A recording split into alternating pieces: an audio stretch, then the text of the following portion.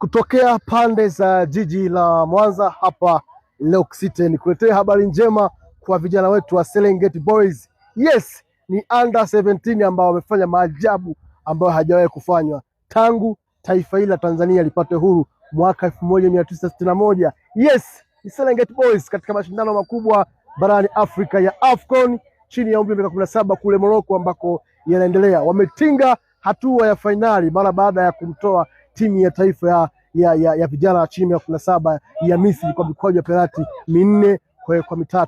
Serengeti Boys wamevunja rekodi mbalimbali ambazo hazijawahi kuwekwa tangu mpira uanze kuchezwa katika taifa hili mwaka 1965. Unafahamu kwamba Serengeti Boys ndio timu ya kwanza kufika fainali ya mashindano makubwa barani Afrika ya AFCON kwa upande wa Tanzania?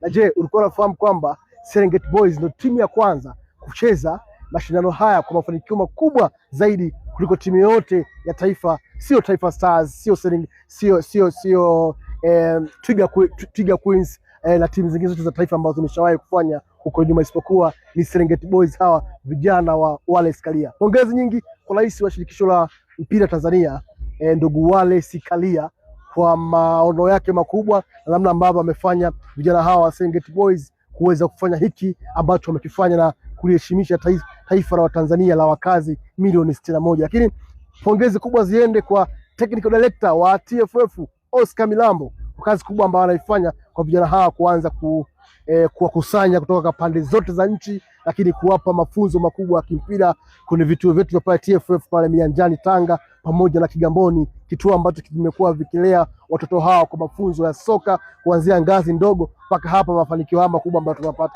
Lakini pongezi kubwa kwa viongozi wa Wizara ya Habari, Sanaa, Utamaduni na Michezo, Waziri Makonda, lakini pia Mwana FA kama naibu waziri, lakini pia Gelson Msigwa kama katibu mkuu, lakini bila kuwasahau Baraza la Taifa la Michezo, tunazungumzia BMT kwa kazi kubwa ambayo wanaifanya kwamba michezo inafanya vizuri hapa Tanzania, na wao yes, leo tunajivunia mafanikio makubwa sana ya hawa vijana Serengeti Boys. Taifa la Tanzania limeheshimishwa kimataifa na huko Morocco, Tokun Town Tanzania, na Serengeti Boys ambao kimsingi tarehe 2 mwezi wa 6 itakuwa siku ya Jumanne ndio fainali ya kukata na shoka. Ni vijana kati ya Serengeti Boys na timu ya taifa ya Senegal ambao wamekata utepe kucheza fainali, na sisi kama Watanzania tunawapongeza na kuombea dua nyingi sana. Tunasema it's coming home, inakuja nyumbani. Yes, possible, inawezekana kabisa tukawa mabingwa wa mashindano ya AFCON kwa kwanza, na pale Terminal 3 airport ya Mwalimu Nyerere patakuwa hapatoshi siku hiyo tukichukua ubingwa. Sisi hao kutoka Mwanza, Dr. Mo,